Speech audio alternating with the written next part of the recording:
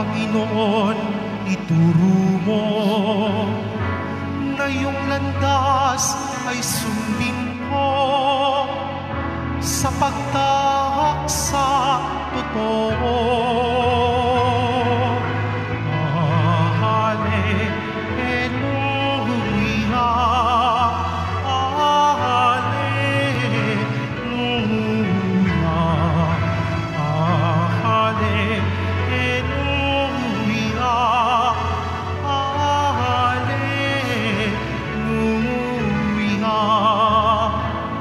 Sumainyo ang Panginoon at sumaiyo rin. ang mabuting balita ng Panginoon ayon kay San Mateo. Papuri sa iyo, Panginoon. Noong panong iyon, nagtipon-tipon ang mga Pariseo nang mabalitaan nilang napatahimik ni Jesus sa mga Saduceo. At isa sa kanila, isang dalubhasa sa kautusan, ang nagtanong kay Jesus upang subukin ito. Guro, alin po ang pinakamahalagang utos sa kautusan? Sumagot si Jesus, ibigin mo ang Panginoong Diyos ng buong puso, ng buong kaluluwa, ng buong pag-iisip. Ito ang pinakamahalagang utos. Ito naman ang pangalawa, ibigin mo ang iyong kapwa gaya ng iyong sarili. Sa dalawang utos na ito, nakasalalay ang buong kautusan ni Moises at ang turo ng mga propeta. Ang mabuting balita ng Panginoon. Pinupuri ka namin, Panginoong Hesukristo. Magsupo muna tayong lahat. Magandang umaga po sa inyong lahat. Pakibati ang katabi, mahal ka ni Lord. Yan. O, palakpakan natin ang Panginoon sa araw na ito. Salamat sa Diyos, buhay tayo. Amen? Salamat sa Diyos, nakakakain tayo araw-araw kahit mahal ang bilihin. Amen?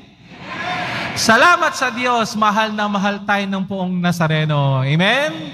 Palakpakan natin ang Panginoon sa umagang ito. Tignan mo ang iyong katabi. Huwag akong tingnan mo. Okay, walang katabi eh. Tignan mo yung katabi mo. Sabi mo, I love you. Yung iba dyan sumimangot. Yung iba dyan nang salubong ang kilay. Bakit mo ko sasabihan ng I love you? Sino ka ba para sabihan ako nito? No? Sapagkat sa ating mabuting balita, napaka-simple ng mensahe ngayon. Subalit napakalalim ng hamon para sa akin at para sa ating lahat. Bakit? May nagtanong kay Jesus, ano po ang pinakamahalagang utos? Ibigin mo ang Diyos at ibigin mo ang kapwa. Tama po ba? Kulang. Ibigin mo rin ang iyong sarili. No?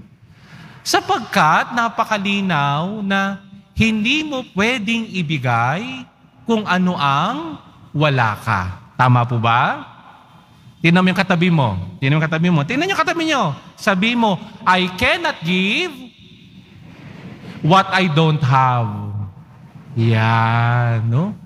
Kaya tayo tinuturuan ng Panginoong Jesus. Sa 10 utos ng Diyos, yan ay nasasummarize sa 4 na letra. L-O-V-E.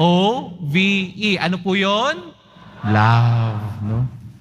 At yan ang ini-emphasize ng Panginoong Jesus. Bakit? Sapagkat sa simula pa, pag-ibig ang dahilan kung bakit tayo umiiral. Amen? Nilikha ng Diyos ang mundo dahil sa pag-ibig. Sabihin niyo pag-ibig. Nilikha ng Diyos ang tao dahil sa nilikha ng Diyos lahat ng mabubuting bahay dahil sa hindi ba? Subalit ang tao, gusto niya ganito mga ang daming mga sinasabi, no? Pero pwede ba natin itong padaliin pag-ibig? Subalit merong napakalalim na napakalalim na hamon. Bakit? Sapagkat kailangan kong ibigin ng Diyos, ibigin ko ang aking kapwa. Ay paano mangyayari yun, Father? Simulan mo munang ibigin ang aking sarili. Kaya gagamitin ko sa 4 na letra. Sabi mo, akap. 1, 2, 3. Mahina. Mas malakas. Ano yung akap? A, ako. Sabi mo, ako. Mamahalin ko ang sarili ko. Yan. Sapagkat tandaan ho natin, ang ating mga katawan, ang templo ng Espiritu Santo. At kung ito yung templo ng Espiritu Santo, aalagaan natin ito at mamahalin natin ito sa tama. Kasi merong maling pag-ibig. Bakit? Father, mahal ko ang sarili ko, mag-iinom ako. Huwag kang lalapit sa akin. Tutuktukan kitang isa. Hindi mo mahal. Father, mahal ko ang sarili ko, kaya marami akong mga minamahal na tao, inaanakan ko. Halika dito, ibibiting kita pati warik. No? Mali eh. Kailangan ng pagmamahal sa sarili ay naaayon kung paano itinuturo ng Diyos, kung paano nating mamahalin ang ating sarili sa tama. Ano yun? Matulog ka ng maaga. Huwag ka magpupuyat. No? Huwag kang kain ng taba, baka ikaw ay ma-high blood. Huwag kang kain ng matamis, baka ikaw ay ma-diabetes. No? Alagaan ang ating sarili. Mahalin natin. No? Sa sarili natututunan, no? Kapag ang sarili natin ay natututong magmahal, susunod ay, letter K. Anong K? Kapwa. Sabi mo, kapwa. Tignan mo yung katabi mo. Yan ang katabi mo. Yan ang kapwa mo tao. Yan. No? Kapag ikay marunong umiibig na sa iyong sarili, meron ka nang maibibigay sa iyong kapwa. Kaya napakahirap kapag sinabi sa iyo ng tao, mahal kita, pero hindi mo naman mahal ang sarili mo. Anong ibibigay mo? Sakit ng ulo. Hinanakit. No? Sapagkat kapag marunong tayong magmahal sa kapwa, hindi na natin mahirap mahalin ang Panginoon. Kaya A, K, nilagyan ko ng A, at Panginoon. Sabi, mahalin natin ang Panginoon. Sabay-sabay. Bakit? Kapag tayo'y nagmamahal ng ating kapwa, hindi yung mukha ng kapwa natin ang nakikita natin. Ang nakikita natin ay ang mukha ng Panginoong Hesus Nazareno. Amen? Nakikita ko ang mukha ng Diyos sa bawat isa. Nakikita ko ang kanyang napakagandang larawan na tayo ay kawangis, no? Kamukha ng Diyos. Amen? Tingnan mo yung katabi mo ulit. Tingnan yung katabi nyo. Yan ang mukha ng Diyos, no? Kaya mamahalin mo yan, no? Tingnan mo yung unang pagbasa, napakaganda. Bakit? Ito'y kwento ni Noemi at ni Ruth, no? Sapagkat anong bungad sa atin? Si Noemi mayroong 2 anak na lalaki at sila'y nagsipag-asawa. Subalit namatay pareho ang anak niyang lalaki, no? Si Olga at si Ruth, no? Anong sabi ni Noemi? Bumalik na kayo sa inyong mga lugar, no? Kasi wala na kayong obligasyon sa akin. Wala na akong anak. Si Olga umalis. Pero si Ruth, no? Tandaan nyo si Ruth, hindi siya Israelita. Moabita siya. Kumbaga, hindi niya kalahi si Noemi. No? Si Noemi ay isang Israelita. Pero si Ruth, hindi. Pero anong sabi ni Ruth kay Noemi? Huwag mong naising lisanin kita. Huwag mong sabing iiwan kita. No? Kung saan ka pupunta ako kasama mo. Kung saan ang iyong bayan, yan ang magiging bayan ko. At kung sino ang magiging Diyos mo, yun ang magiging Diyos ko. Ipinakita dito ang dalisay na pag-ibig ni Ruth, no? Na yung isinantabi niya ang kanyang pagiging Moabita, sapagkat yung pag-ibig ang nagdala sa kanya, na ituring si Noemi, hindi lang biyanan niya, hindi lang isang tao na nagbigay sa kanya ng anak para maging asawa niya, hindi. Hindi niya tinuring na maging iba si Noemi. Tinuring niyang bilang tunay na ina si Noemi.